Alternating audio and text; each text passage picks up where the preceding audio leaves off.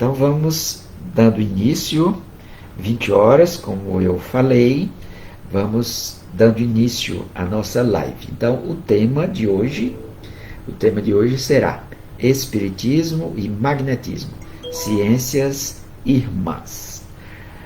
A Revista Espírita de 1858, fazendo um parênteses, nós sabemos que a Revista Espírita ela foi fundada por Allan Kardec por orientação dos espíritos codificadores, os espíritos que acompanhavam também Allan Kardec mais de perto, a criação do órgão de divulgação, tá certo?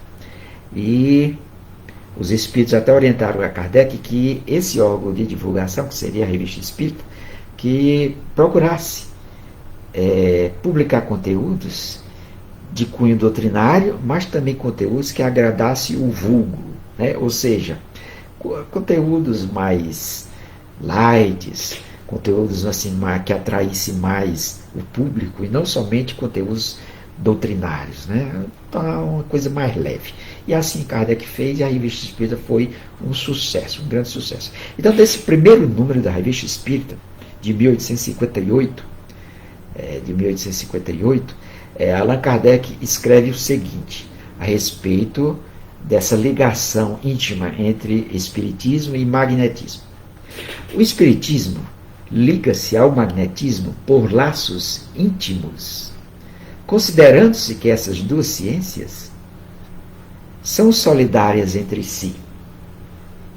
Os espíritos sempre preconizaram o magnetismo, quer como meio de cura, quer como causa primeira de uma porção de coisas.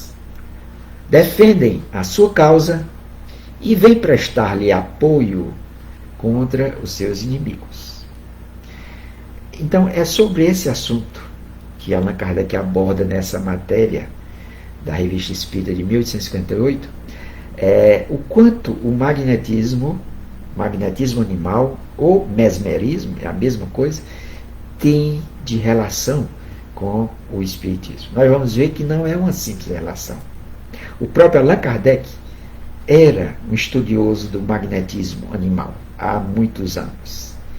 E muitos dos conceitos do magnetismo animal ele levou para a doutrina espírita, pela própria orientação dos espíritos codificadores, que chegaram inclusive a preferir algumas teorias do mesmerismo à teoria científica vigente, as teorias científicas, aliás, vigentes na época, e que depois a própria ciência confirmou.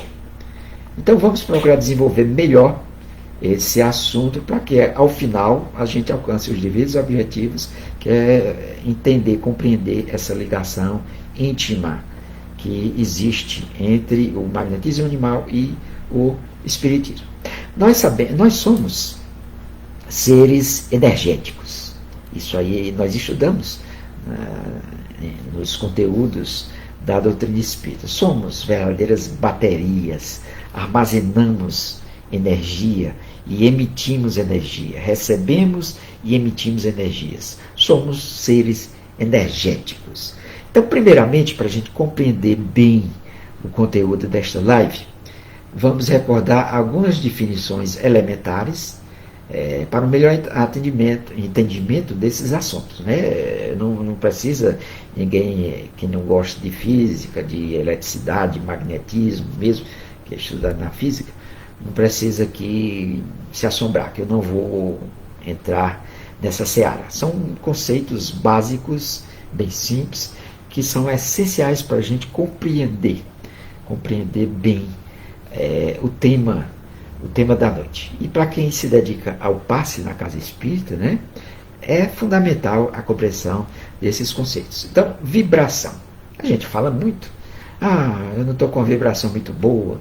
O pensamento positivo gera uma vibração maravilhosa, uma vibração muito intensa. O espírito imperfeito tem uma vibração muito baixa. Então, o que seria vibração? A gente sabe do senso comum o que é vibração.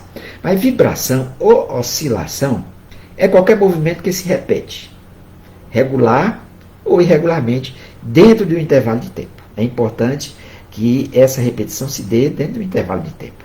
E isso a gente chama de vibração. Frequência. O que seria frequência? Frequência denomina-se ao número de vibrações ou de oscilações na unidade de tempo. Em um segundo, em um minuto, em uma hora.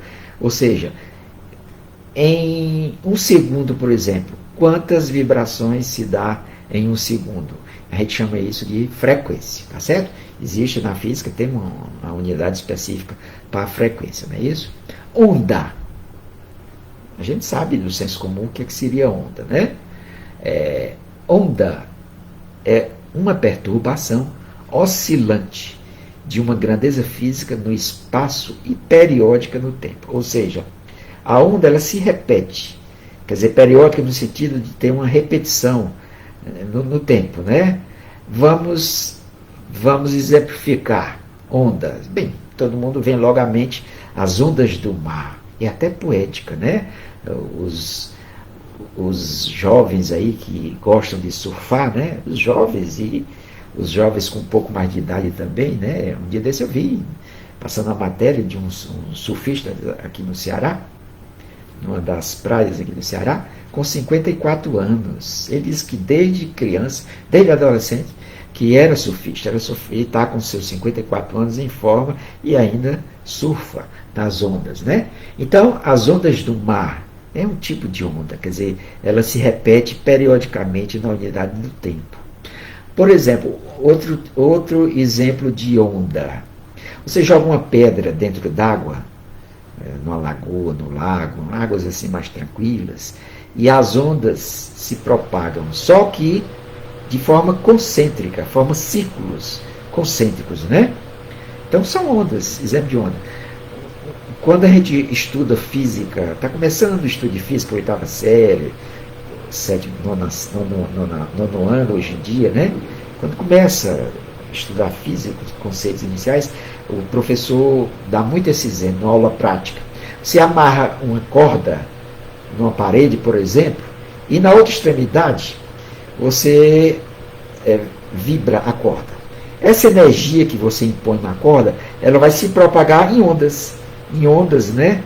Até morrer, onde você fixou a corda. É tipo de onda. Então, existe muitos tipos de ondas. A gente vai ver que o pensamento nosso, ele se propaga em ondas eletromagnéticas, que é um tipo de ondas. Existe o som se propaga através de ondas. Então, isso são conceitos elementares que vai nos dar uma melhor compreensão sobre o tema da noite, tá certo? E é muito falado nós, no movimento espírita, nós que somos espíritos, falamos muito desses conceitos, e às vezes a gente acaba incorporando intuitivamente, mas sem compreender o que seria esses conceitos. Então, vamos falar agora sobre frequência dos pensamentos, né? Frequência de onda distante, que é o tanto de oscilações na unidade do tempo, não é isso? Oscilações ou vibrações. Então, tal como a corrente elétrica é produzida por um gerador, a corrente mental é produzida pela nossa mente e transmitida pelo nosso cérebro, que recebe e transmite como um aparelho de rádio. Então, o nosso cérebro, tanto o nosso cérebro físico, como o nosso cérebro perispiritual, funciona como um verdadeiro gerador. Gera energia, gera correntes mentais e transmite, através de ondas, essas correntes mentais, vamos dizer assim, né? Cada cérebro pode emitir em vibrações ou frequência alta ou baixa, de acordo com o teor dos pensamentos mais constantes. O amor vibra em alta frequência, o ódio vibra em baixa frequência. São polos opostos. Então, olha a característica. Quanto mais positivos essas vibrações mentais, mais curtas, mais pequenas são essas ondas. E a onda, quanto mais curta, ela tem mais facilidade de se propagar no cosmo, vamos dizer assim, né? E esses sentimentos negativos geram ondas maiores, né? A onda, você sabe que faz tem aquela parte mais de cima, a gente chama crista, e a parte mais baixa chama vale, né? Mas a crista seria a parte mais alta da onda, né? Então significa o seguinte, aí ela tem uma extensão. Então a gente mede o comprimento de onda você pega de cada crista da onda, tá certo? Então significa o seguinte, que quanto mais positivo são essas emissões mentais, mais curtas são essas ondas. E ela, sendo mais curta, ela tem mais facilidade de se propagar por todo o cosmo, pelo fluido cósmico universal. As nossas preces bem sentidas com o coração vão a distâncias inimagináveis.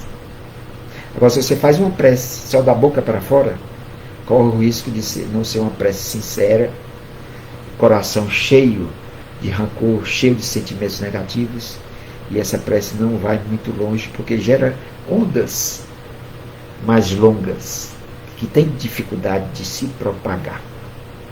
Então, o nosso querido Chico Xavier, quando encarnado, dizia, e eu acredito que ele desencarnado tem a mesma opinião, o ódio nada é senão o próprio amor que adoeceu gravemente. Dizem também que o ódio é o amor envenenado. As vibrações, as ondas, as correntes utilizadas nos passes, nas curas magnéticas, na prece, na mediunidade, são ondas e correntes de pensamento. Quanto mais fortes e elevados os pensamentos, maior a frequência vibratória e menor o comprimento de onda e vice-versa, como eu já falei nesse instante. Vamos fixar bem isso. Quanto mais elevado essas emissões de ondas, essas emissões mentais geradas pelo nosso pensamento, menores são essas ondas, mais curtas, e mais facilidade tem de se propagar. É uma característica. Os espíritos superiores emitem pensamentos altamente positivos. Então, essas ondas mentais deles são bem curtinhas e têm uma facilidade enorme de se propagar. Por isso que a gente recebe com mais facilidade essas comunicações de espíritos superiores. É lógico que para ser captado tem que ter médios hábeis para isso. Eleva a frequência vibratória do pensamento, o amor desinteressado e tudo ligado a ele.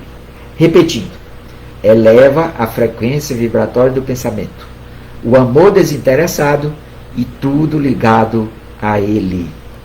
Abaixa as vibrações, tudo que seja contrário ao amor. O que seria contrário ao amor? Vamos listar algumas coisinhas.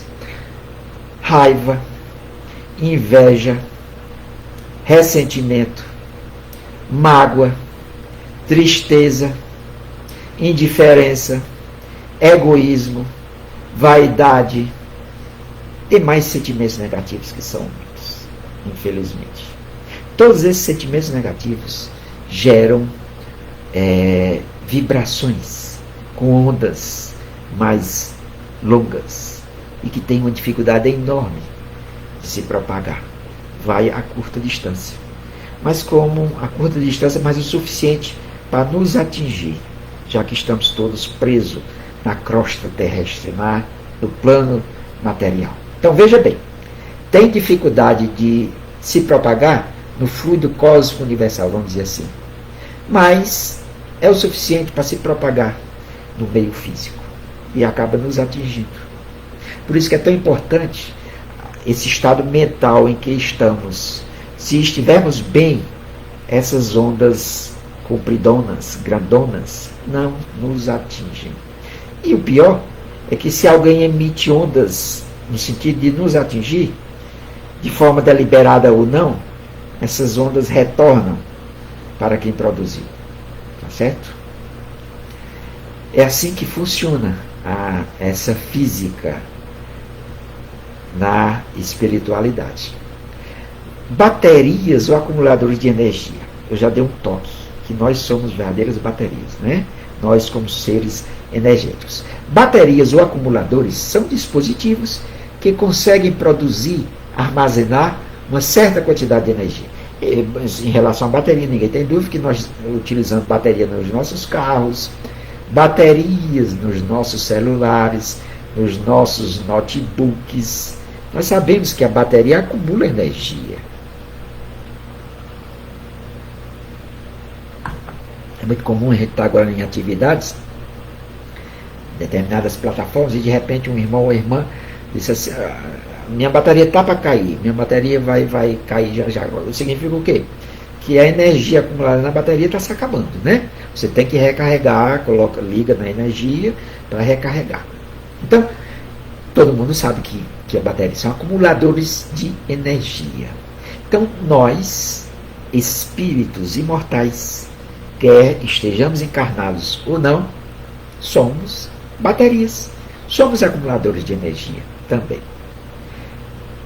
Então, o corpo humano, de forma semelhante, constitui um acumulador de energia espiritual.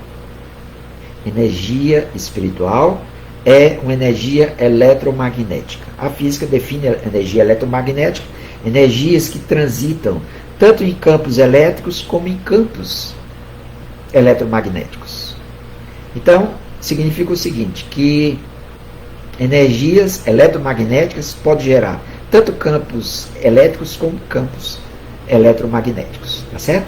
Entretanto, esta energia pode esgotar-se, como a bateria do nosso celular se esgota, como a bateria do nosso notebook se esgota, a bateria do nosso carro com o tempo se esgota. Então, nós, seres humanos, podemos ter a nossa bateriazinha também esgotada. Como? Nós acumulamos energias positivas e as energias negativas vão consumindo as nossas energias positivas acumuladas a ponto de ficarem negativas. Olha aí que coisa. Às vezes você está com mal-estar, tudo, aí vai na casa espírita, toma um passe e melhora. Porque através do passe você realimenta a bateria. Tá certo? E a gente fica com ânimo melhor. Aliás, ânimo vem de alma, né? Ânima em latim significa alma, né? A gente fica com a alma mais melhor, em melhor estado. Explosões de raiva ou com ressentimentos e mágoas prolongadas, além de outros sentimentos negativos já mencionados. E isso é um fator de sugar as nossas energias. A gente diz assim, fulano está tão com baixo astral tão grande, ou seja, está vibrando negativamente, que eu chego perto dele e eu me sinto mal. Tem determinados ambientes que você entra e você se sente mal. Por quê? Porque é um ambiente que acumula energias negativas e a sua bateria suga essas energias negativas e as suas energias positivas que tem acumulado vão sendo consumidas. Existem várias formas de você suprir essas deficiências energéticas, né? O passe, por exemplo, que eu citei agora, é um exemplo.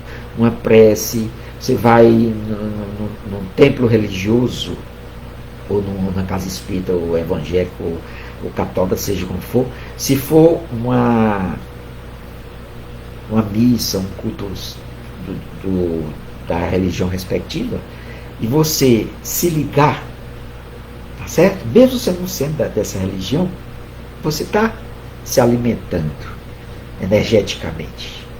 Então, tudo isso faz parte do nosso dia a dia e a gente acaba compreendendo essas coisas intuitivamente sem compreender os mecanismos, até físicos, que envolve todo esse processo.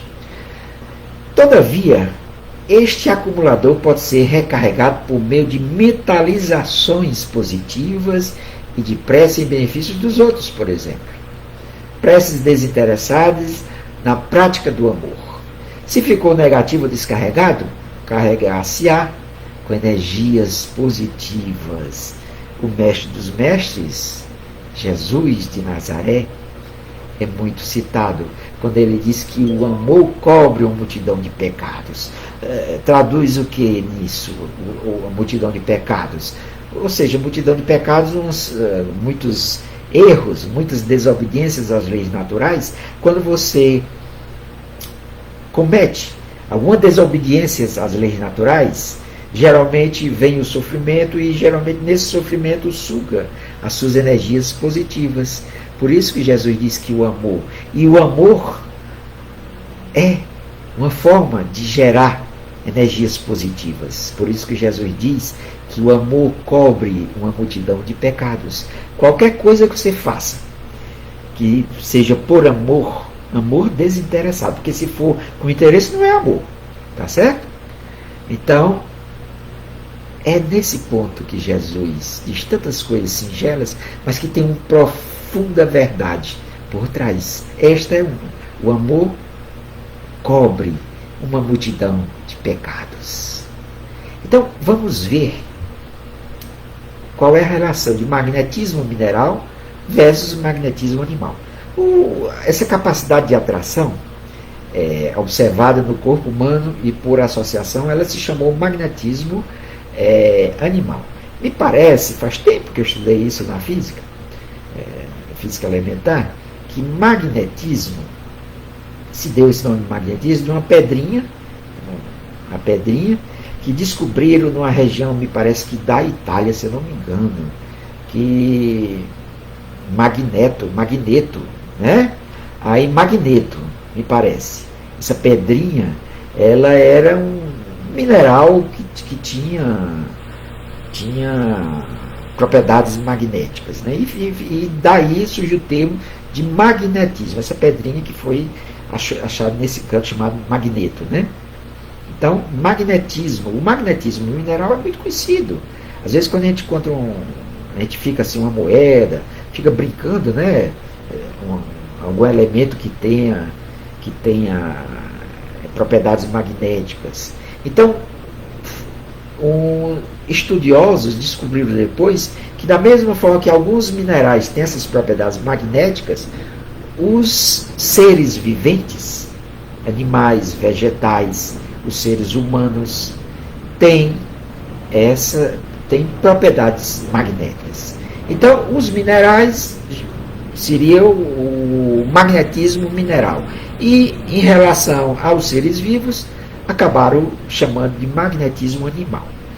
Já que o estudo se focou mais no magnetismo animal, mas o vegetal também tem propriedades magnéticas. Todos os seres vivos têm, os animais inferiores, os homens, seres humanos, né, do reino nominal, tem também essa propriedade magnética que a gente chama de magnetismo animal, tá certo? O magnetismo mineral tem sido bastante estudado pela física, enquanto que o magnetismo animal não recebeu da academia, da ciência oficial, apesar de estudiosos tais como Mesmer, que é considerado o fundador, o descobridor do magnetismo animal. É tanto que chamam o magnetismo animal o mesmerismo. Outro estudioso que foi discípulo de Mesmer, Chardel, Peyssegui, francês, Bouet, que me parece que era francês também. Todos eles discípulos de Mesmer, que propagaram depois do desencarne de Mesmer o mesmerismo, o magnetismo animal. Então, o magnetismo animal, o mesmerismo, como eu já disse, foi criado, foi fundado, descoberto por Franz Anton Mesmer.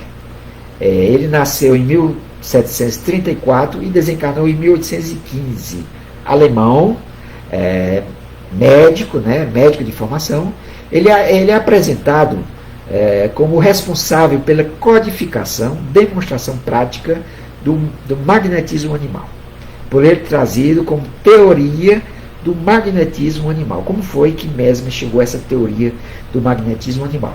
Após estudar a cura mineral magnética do astrônomo jesuíta Maximiliano Well, da Universidade de Viena. Então, esse monge, né, ele fez, chamado Maximiliano Well, da Universidade de Viena, ele fez um estudo sobre o magnetismo mineral, as propriedades do magnetismo mineral, inclusive em termos de cura. É isso? Em termos de cura. Ele era da Universidade de Viena. E teve outro estudioso que também estudou sobre as curas magnéticas. Esse cidadão chamava-se J.J. Gassner.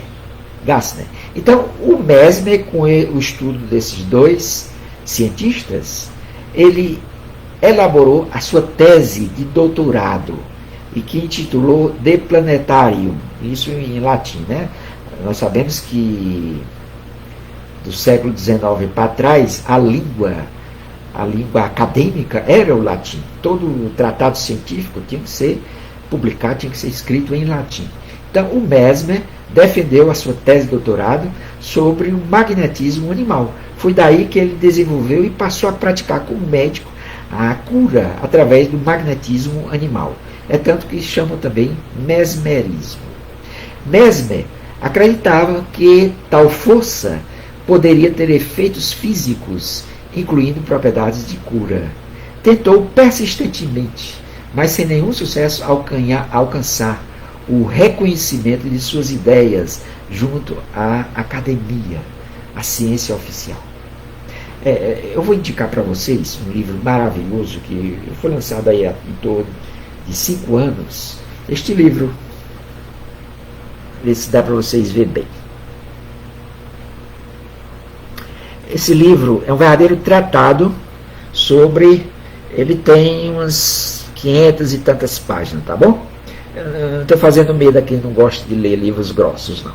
Mas como é um verdadeiro tratado, é de um grande pesquisador que tem escrito livros bem interessantes, tem resgatado informações bem interessantes.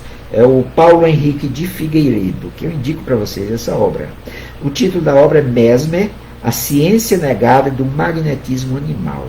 É um verdadeiro tratado. Inclusive, o Paulo Henrique de Figueiredo, nessa obra, ele conseguiu traduzir as obras de Mesmer, incluiu aqui como um apêndice do livro. São pequenas, eram livretos pequenos, por isso que ele então, essas obras de Mesmer praticamente não existiam mais, estavam esgotadas, e o Paulo Henrique de Figueiredo conseguiu, em alguma biblioteca da França, essas obras, resgatou em francês ou foi alemão, e conseguiu que um tradutor traduzisse para o português, e ele incluiu nesta obra. É bem interessante, quem quer se aprofundar sobre o assunto. Inclusive tem aqui uma história para o Marcos Rabelo, nosso irmão médico. Marcos tem nesse livro uma história da medicina, como foi que a medicina nasceu, tudo. O Paulo Henrique traça algumas considerações sobre isso, que é muito importante. Então, Mesmer, como eu estava falando, ele fez um esforço muito grande para que a medicina oficial reconhecesse essa metodologia de cura através do magnetismo animal. E ele foi ridicularizado, e como a medicina estava surgindo no século XVIII, praticamente, século XIX, a medicina no século XVIII ainda tinha práticas da Idade Média, para vocês terem uma ideia, ainda tinha sangrias, aquelas práticas bem arcaicas da Idade Média, né? E foi uma verdadeira revolução essa descoberta do Mesmer. Mas aí, como a medicina já estava entrando nesse dogma materialista, então, resultado, ele foi ridicularizado, e o dogma materialista acabou vencendo. E ainda hoje a medicina não aceita, pelo menos a maioria dos nossos médicos, não aceita conceitos, principalmente sob o aspecto espiritualista. É bem verdade, fazendo aqui uma observação, que dentro do movimento espírita existe a AME, Associação de Médicos Espíritas, que faz um trabalho maravilhoso de divulgação científica, fazendo esse link da ciência médica com a ciência espírita. A ciência de Mesmer, ou o mesmerismo, ou o magnetismo animal, ela compreende 3 importantes áreas de estudo. A primeira área, uma doutrina médica nos moldes e próxima da elaborada por Samuel Hahnemann, o fundador e o criador da homeopatia, Samuel Hahnemann. O Samuel Hahnemann era mais ou menos contemporâneo do Mesmer. Ele era mais jovem que o Hahnemann, nasceu em 1755 e desencarnou em 1843. O Mesmer desencarnou em 1815, né? Era um pouco mais velho do que o Hahnemann, mas eles tinham muita afinidade. Inclusive ele chegava a aplicar, tanto o Hahnemann aplicava o magnetismo animal, como o Mesmer também aplicava a homeopatia junto aos seus pacientes. Então, a primeira área de estudo dele, junto à medicina, a aplicação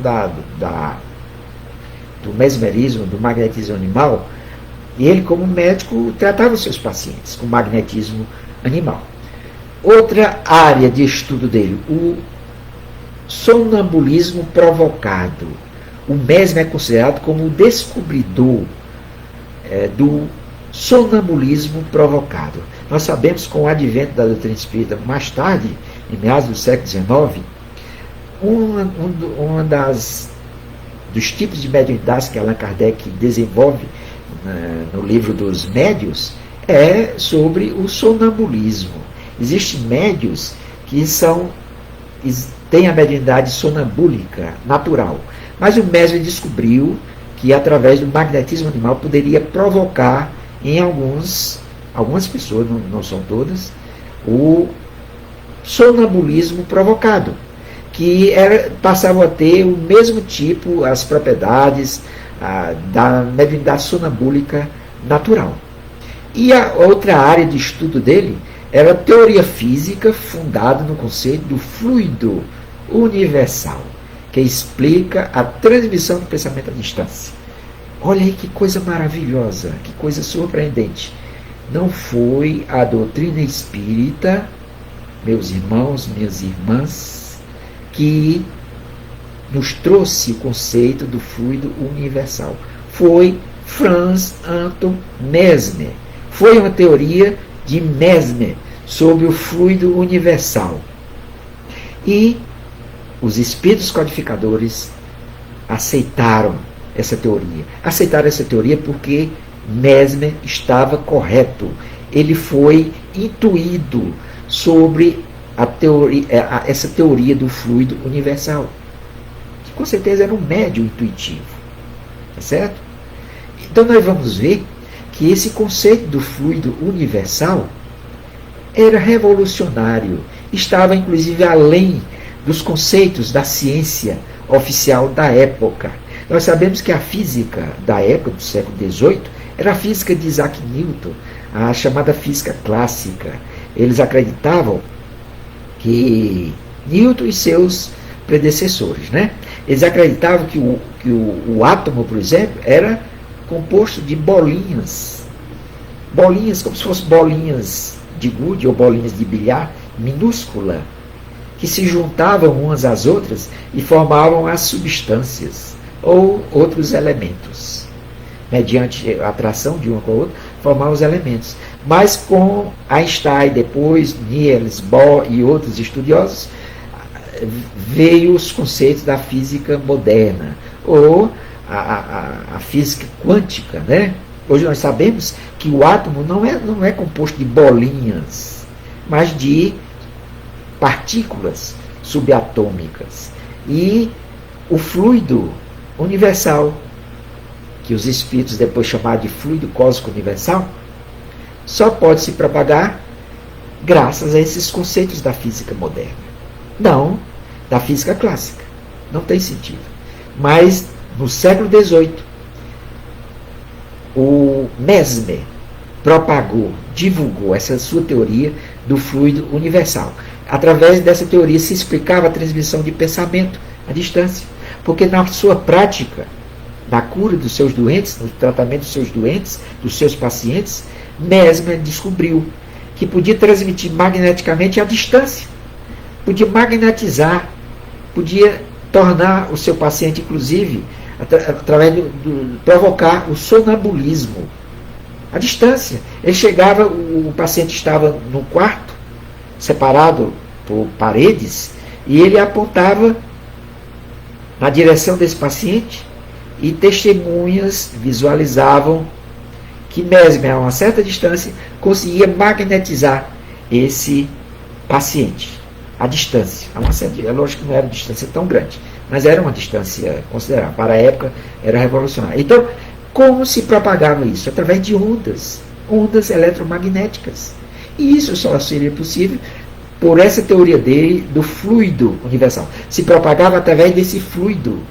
Porque nesse conceito da ciência clássica da época, não dava para bolinhas de gude minúscula atravessar, por exemplo, os orifícios minúsculos de paredes ou de anteparos como portas. Então, o sonambulismo provocado é um fenômeno descoberto por Mesmer. Olha aí a afinidade que tem com a doutrina espírita. No último ano de sua missão de Allan Kardec, em 1869, Kardec assim escreveu na Revista Espírita, de 1869, né? Último ano de encarnado de Allan Kardec. Eu abri a nossa live, a nossa fala, citando um trechozinho de um artigo que Allan Kardec publicou na Revista Espírita de 1858, o primeiro número da Revista Espírita, sobre essa afinidade, essas ciências irmãs, que é o magnetismo animal e o espiritismo. Vejam que o codificador repete na Revista Espírita de 1869. Só um momentinho. O magnetismo e o espiritismo são duas ciências gêmeas que se completam e explicam uma pela outra. A que não quer imobilizar-se não pode chegar ao seu complemento sem se apoiar em sua congênere. Isoladas uma da outra, detêm-se no impasse. São reciprocamente como a física, a química, a anatomia e a fisiologia. Para Mesmer, o passe magnético era um instrumento para colocar a vontade fortalecida e o pensamento firme do magnetizador em comunicação com o doente, no sentido de apressar a cura, que se daria pelos meios naturais de recuperação do organismo físico. O ciclo de cura se daria mais rapidamente, favorecendo o doente. A cura não era mágica nem milagre, mas fruto da observação e experimentação científica. Como é que funcionava essa teoria de Mesmer, do magnetismo animal? Como nós somos seres energéticos, baterias, acumuladores, propagadores de energia, o que acontece? O magnetizador, teoricamente, estava bem. É tanto que ele transmitia energias magnéticas através do fluido universal. E o paciente estava com a sua bateriazinha um tanto quanto descarregada. Essa bateriazinha descarregada provoca desequilíbrios orgânicos. E esses desequilíbrios orgânicos provocam as doenças. Então, o que acontece? Com essa realimentação da bateria do paciente que estava descarregada, o processo da cura ia se restabelecendo. E ele conseguia um sucesso enorme. Chegou a curar muitos pacientes. Eu não entrei ainda no aspecto aí do passe espírita, vamos dizer assim. Eu estou falando do passe magnético, coisa material. Aliás, o Mesmer, ele não aceitava o aspecto espiritual do passe. Ele tinha o passe magnético como passe animal, passe como magnetismo animal, a sua teoria. É certo que depois os seus discípulos formaram-se duas correntes. Uma corrente que se ligava a Mesmer, que não aceitava o aspecto espiritual, ou espiritualista, vamos dizer assim, e outra corrente que acreditava que tinha um aspecto espiritual ou espiritualista no magnetismo animal. Quando tratava seus pacientes, Mesmer percebeu que alguns deles entravam em transe, entravam em estado de transe. Depois da aparência de um sono comum, erguiam a cabeça com uma leve queda para trás e depois conversavam, apesar da fala arrastada, característica desse estado alterado de consciência. Ou seja, ele conseguia provocar o sonambulismo artificial ou provocado, vamos dizer assim. Alguns sonâmbulos adquiriam uma extraordinária exaltação da sensibilidade. Com os olhos vendados, viam à distância, liam livros ou cartas fechadas, descreviam o que ocorriam em outros cômodos ou mesmo em outras localidades. Então, o que é que acontece? Esses sonâmbulos é um estado alterado de consciência, é um tipo de mediunidade que funcionava como um sonâmbulo natural, o médio, que é sonambúlico natural, vamos dizer assim. Eles viam com os olhos não físicos, mas os olhos do espírito. Embora Mesmer não aceitasse ou não compreendesse ainda esses mecanismos, porque a doutrina espírita não tinha ainda chegado. Lembremos que Mesmer nasceu no século XVIII e desencarnou no século XIX, em 1815. Não chegou a alcançar ainda o espiritismo. Embora Mesmer depois Allan Kardec chega a publicar algumas comunicações de Mesmer na Revista Espírita. Mas qual ou onde começa a relação do magnetismo animal ou mesmerismo com o espiritismo? O espiritismo desenvolveu-se em paralelo à ciência e ao estudo da mente, em decorrência do desenvolvimento do magnetismo animal ou mesmerismo, do hipnotismo e do próprio desculpe.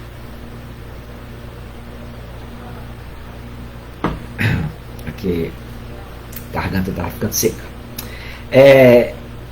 Então, tinha uma série de ciências, de teorias que Allan Kardec já encontrou desenvolvida. Isso auxiliou demais a codificação espírita e deu respaldo, vamos dizer assim, à codificação espírita. Como repetindo, o magnetismo animal, o mesmerismo, o hipnotismo e o espiritualismo, que se estudava antes da publicação do Livro dos Espíritos na academia, através da filosofia. Tinha um ramo da filosofia que estudava esses aspectos espiritualistas. Era comum na França. Hoje a filosofia na academia não se liga muito a esse aspecto espiritualista, vamos dizer assim. Tem uma irmã do movimento espírita, eu vou citar o nome dela, Ângela Linhares, junto com outros irmãos espíritas ou espiritualistas, criaram um núcleo na faculdade de educação, na área do mestrado e doutorado, que a ciência estuda a educação sob o aspecto espiritual, né? E nós sabemos que os demais colegas, muito ligados ao dogma materialista, não aceitavam de jeito nenhum essa área que foi criada pela Ângela junto com outros irmãos e irmãs. Então a filosofia, apesar de dar um respaldo muito grande à nossa doutrina,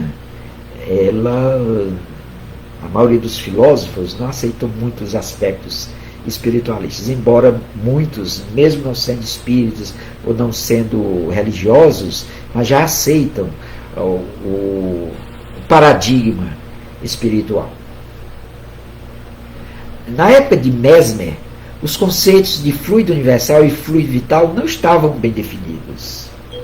Anos depois, com a doutrina espírita, é que foi consolidado o conceito de fluido cósmico universal e seus derivados. Então, o que é o fluido cósmico universal na visão espírita? O fluido cósmico universal é a matéria elementar primitiva que enche o espaço e penetra os corpos. Esse fluido é o éter, ou matéria cósmica, gerada do mundo e dos seres. Nesse elemento primordial vibram e vivem constelações, sóis, mundos e seres como os peixes do oceano.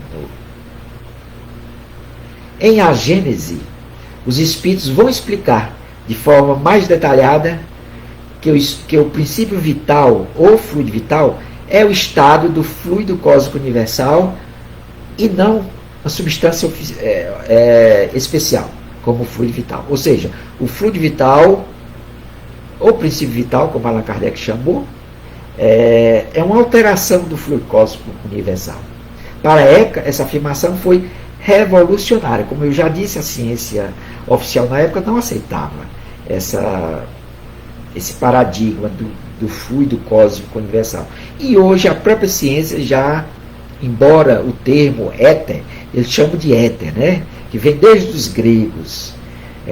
Tem um certo preconceito, seja um pouco pejorativo para os nossos cientistas, mas muitos já aceitam esse paradigma do fluido cósmico universal divulgado pelo Espiritismo. Então, após a Revolução Francesa, tanto a cura quanto o diagnóstico, como também a lucidez sonambúlica, foram objetos de experimentação e milhares de pessoas foram curadas em todo o mundo.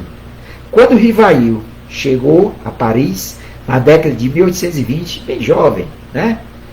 Com 20 e poucos anos, não tinha nem 20 anos ainda, o magnetismo estava estabelecido e respeitado, justamente divulgado pelos discípulos de Mesmer. Seu educador, Pestalozzi, havia recomendado a Rivail o estudo da homeopatia e do magnetismo animal. Então, Rivail passa, a partir de 1820, a estudar o magnetismo animal. Olha aí. Sabemos que Allan Kardec só se interessa pelas mesas girantes, começa a se interessar por volta de 1856, 55 para 56. E já, quando ele chega em Paris, de volta de Verdun, em 1820 e pouco, ele já se interessava, por recomendação de Pestalozzi, ao estudo da homeopatia e do magnetismo animal, ou mesmerismo. Rivail procurou o curso prático do magnetismo do Barão de Poté, o mais conceituado da época, autor de vários livros, e fundou um influente jornal. Esse Barão de Poté, ele era discípulo de Mesmer. Então, ele foi um grande estudioso do magnetismo animal, também conhecido como mesmerismo, no século XIX, na França. De Poté começou seus experimentos em 1821 e registrou no jornal O Propagador do Magnetismo Animal, jornal que ele fundou em 1827. Depois esse jornal deixou de circular, mas em 1845 ele criou um novo jornal. Esse novo jornal se chamava Jornal do Magnetismo. Tá certo? Ele divulgava através desses jornais as suas em toda a França. E Rivail foi justamente procurou um dos cursos do Barão de Poté, tá certo? Então, quando Rivail foi convidado a comparecer a uma das sessões de mesas girantes, lembrando aí por volta de 1856, foi justamente por um jovem italiano chamado Carlotti. E Carlotti era um magnetizador. Carlotti era magnetizador, adepto do mesmerismo. E o que foi que Carlotti disse para Rivail? Que nas mesas girantes, as mesas girantes ficavam sonambulizadas através do envolvimento do fluido vital, como eles chamavam. Tá certo? E é muito conhecida a reação de Rivail, não era ainda Allan Kardec. Tá certo? Então, quando Carlotti disse que a mesa ficava sonambulizada através do envolvimento do fluido vital, o que foi que Rivail falou? Isso é outra questão. Eu acreditarei quando vir e quando me tiverem provado que uma mesa tem cérebro para pensar, nervos para sentir e que se pode tornar sonâmbula. Se não me provarem isso, eu tomo a liberdade de dizer que isso é conversa para fazer adulto dormir em pé. Muito parecido com o ditado que nós temos aqui, que diz que isso é conversa para boi dormir, né? Então, olha aí o cientista, o cético, professor Rivaio. Não aceitou essa ideia. Não aceitou, de jeito nenhum. Só depois, quando ele passa, 1856 para 57, que ele passa a assistir, que ele faz perguntas mentais e a mesa responde mentalmente as suas, sem ele escrever, aí ele desconfia que há alguma coisa e descobre que por trás daquilo ali tem espíritos, que não era nada mais nada menos do que almas de seres humanos já desencarnados. Então, o professor Rivaio tem um episódio bem interessante publicado na Revista Espírita, que o próprio Rivaio, Allan Kardec, já divulga. Então, o professor Rivaio ficou quase cego e curou-se graças ao magnetismo animal. Isso, pessoal, em 1852, não era ainda Allan Kardec. Em 1852, alguns anos antes de iniciar sua pesquisa espírita, por volta de 1852, o professor H.L.D. Rivaio, como era conhecido nos meios acadêmicos, futuramente Allan Kardec, tornou-se quase cego. Imediatamente consultou um dos mais notáveis especialistas em doenças dos olhos em Paris. O Dr. L. Ele não cita o nome do médico, professor de clínica, deu sua sentença clínica para males dos olhos, né? Esse professor Dr. L. Marcou a consulta com ele, era o médico oftalmologista mais afamado de Paris. Então, ele disse que depois de um exame muito consciencioso, muito acurado, ele disse o seguinte: o senhor deve resignar-se, perderá progressivamente a visão, até a completa cegueira. Foi o diagnóstico que o Dr. L deu ao professor Rivaio. Como o professor Rivaio, há mais de 30 anos, era estudioso do magnetismo animal, ele não se conformou com o diagnóstico da sumidade. Após ouvir a opinião médica, o professor procurou, então, uma sonâmbula, devia ser conhecida dele, né, de Paris. Então, essa sonâmbula, sob o efeito de um magnetizador, entrou em transe magnético e, nesta condição sonambúlica, examinou os olhos do professor Rivaio com muita precisão e deu o diagnóstico. Ela disse o seguinte: se trata apenas de um rompimento de alguns vasos sanguíneos dos seus olhos. Uma melhora em 15 dias e a recuperação completa em 2 ou 3 meses. Ou seja, ela examinou em estado sonambúlico e disse que alguns vasos sanguíneos tinham se rompido da visão do professor Rivaio.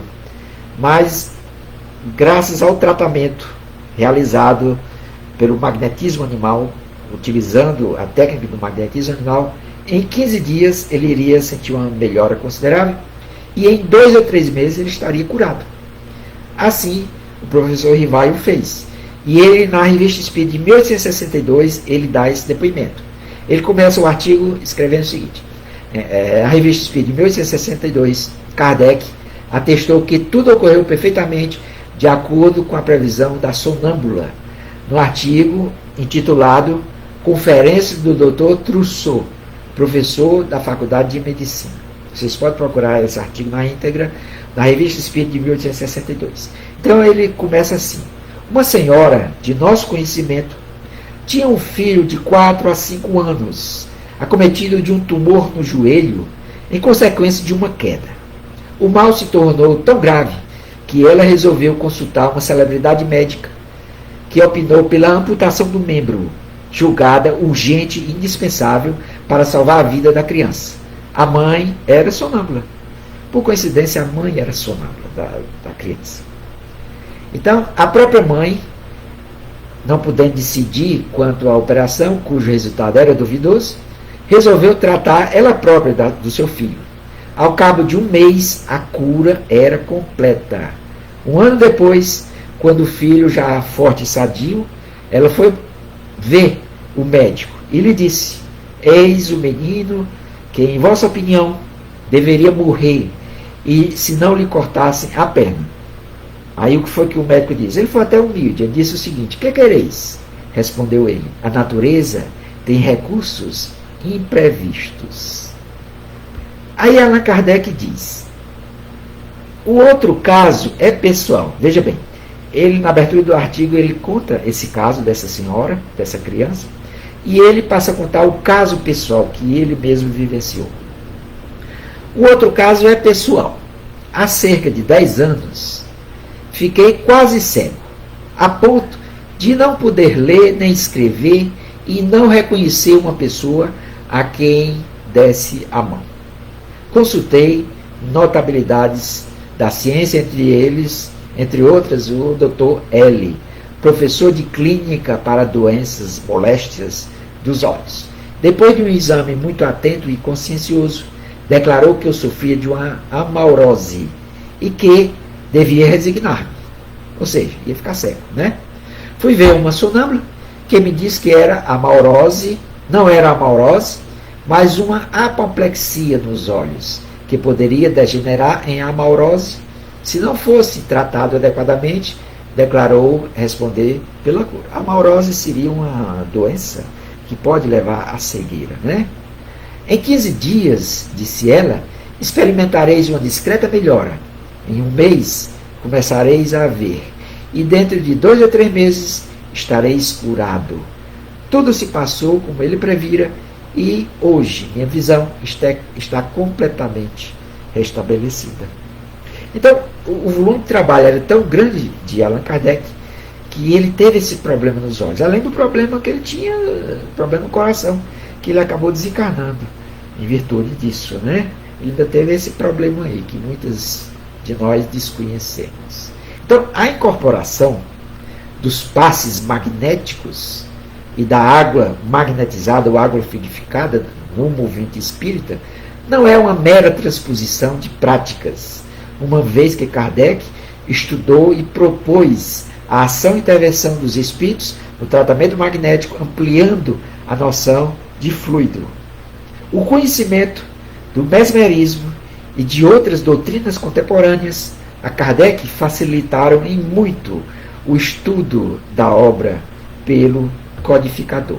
Então, magnetismo, hipnotismo e magnetismo espiritual. No espiritismo, urge acrescentar o elemento magnetismo espiritual, que são os fluidos projetados pelos espíritos desencarnados. Enquanto que o magnetizador comum, ele pode até cobrar pelas suas consultas, porque é uma coisa bem animal, bem material, não tem nada de espiritual. Ou seja, tocando em miúdos, o nosso passe magnético, dados, ministrados sempre nas nossas casas espíritas, é um misto do passe magnético animal, do mesmerismo, com o espiritual. É um passe misto, vamos dizer assim. Mas esse passe pode ser, se você, às vezes, o passista não consegue, ele é um bom magnetizador, não consegue captar, não consegue captar esse magnetismo espiritual, ele está transmitindo só o magnetismo animal, que é eficaz, como vimos.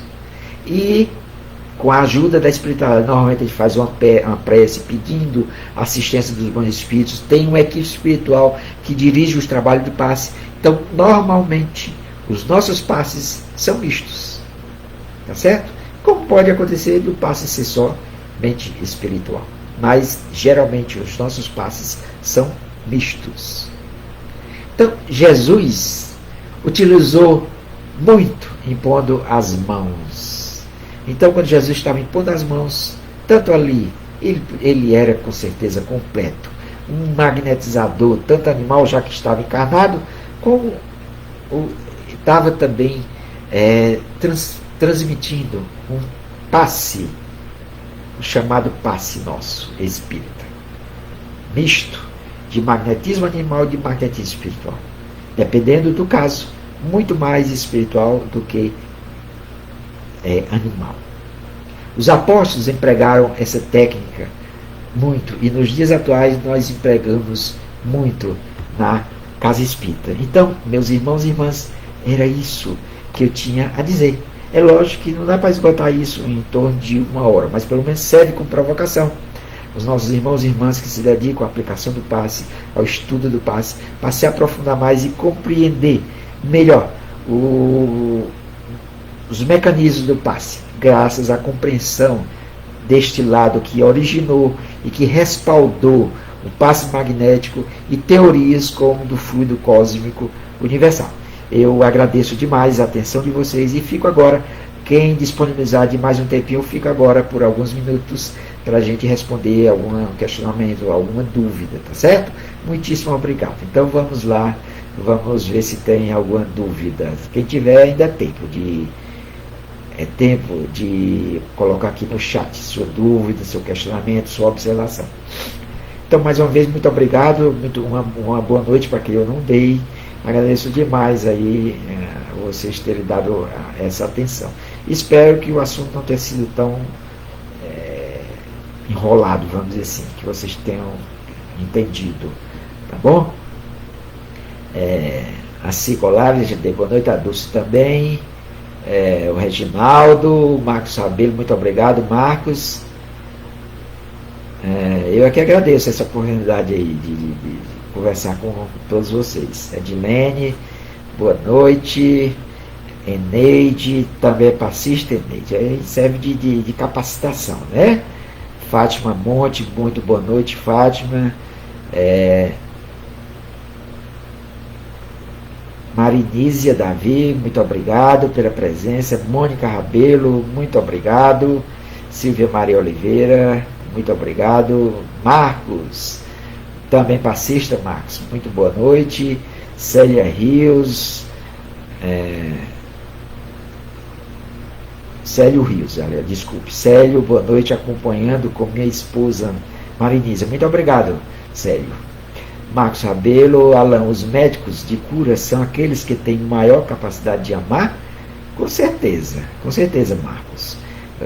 Com certeza. Então, você pode ser... Porque a mediunidade, Allan Kardec diz no Livro dos Espíritos que a mediunidade ela tem uma conformação material, vamos dizer assim. É uma qualidade... Você já nasce médio, vamos dizer assim. Tá certo? Você pode desenvolver a sua mediunidade, aperfeiçoar a sua mediunidade. Agora, em particular, a mediunidade de cura, se você tem capacidade de amar, de se entregar, é lógico que você vai ser um médium de cura muito mais eficiente. Então, as nossas rezadeiras do nosso sertão são médios de curas fenomenais, tá certo? São médios de curas fenomenais. A minha câmera aqui está um pouco... são médios de curas fenomenais. Elas usam aqueles raminhos, talvez para potencializar até psicologicamente, o cérebro e tudo. Então são... podemos dizer que são médios de curas. Então, os passistas, muitos passistas, então, geralmente, quem tem fundamento isso, Marcos. Médios de curas, quanto mais capacidade tem de amar, melhor, mais eficiente ele é como médio de cura, como passista, tá certo? Não resta dúvida. Sempre que vou ao Memei, sinto minha bateria carregada. Coisa maravilhosa, sinal que tem energias maravilhosas e você tem a sensibilidade de captar essas energias. Porque é o que acontece, se você não tiver essa sensibilidade, você não consegue captar. Então a gente tem que estar receptivo para captar essas energias. A Francis dá boa noite. Marcos Rabelo, ainda hoje as práticas integrativas são desvalorizadas. Exatamente. Infelizmente, Marcos. O Marcos faz outra observação, porque alguns médicos de cura são moralmente pouco evoluídos, se a cura vem de energias benfazejas. Bem, como a mediunidade ela é física, tá certo? A mediunidade é física. O aspecto moral é outra questão. Então você pode ser um médium fenomenal. Médium é um aparelho. O médium é como se fosse um rádio. O rádio ele não recebe. Você sintoniza em determinada frequência, você recebe na FM, tudo, numa determinada frequência, você recebe a frequência que você sintonizou. Então é neutro. O rádio é físico, é neutro. Recebe músicas de qualidade e música de baixa qualidade. Então o médio em si, ele é um elemento neutro. Agora o que ele faz da sua mediunidade, entra o aspecto moral. Então, se ele é um médio eficiente e não utiliza bem a sua mediunidade de cura, pela lei de causa e efeito, ele vai responder pelo que ele tiver feito. Então nós temos aí, sabemos, vamos até vibrar por esse irmão, um médium muito conhecido de cura, que praticava verdadeiros fenômenos. A sua mediunidade era verdadeira. Só que aí entrou o vil metal em jogo, que também é neutro. Vil no sentido do que você faz com ele, né? O mau emprego que você faz, que pode gerar o bem. Aí entrou o interesse econômico no meio e a coisa desandou. E no que a coisa desandou, ao invés dele receber assistência de bons espíritos, ele se acercou de espíritos das trevas, de espíritos interessados nas baixas vibrações. E foi um desastre. Acontece um desastre por isso, Marcos. Porque pode ser um médio de cura de grande qualidade, mas que moralmente está a desejar, infelizmente. E acaba utilizando para o mal, vamos dizer assim, ou em benefício próprio. E quando você utiliza em benefício próprio, pode acontecer de ofender, trazer o mal a muitas pessoas. Obrigado aí a Mônica Rabelo, Nina Monteiro, obrigado, Renê. Ok, Renê, muito obrigado. Marcos aqui está dizendo que está excelente. Eu que agradeço aí de vocês, obrigado, Deus abençoe. Muito obrigado, Emeide. Então, pessoal, muitíssimo obrigado. Quem não pôde assistir a live ao vivo vai ficar gravado, tanto na plataforma do Facebook quanto no YouTube. Então, muitíssimo obrigado, que Deus nos abençoe a todos.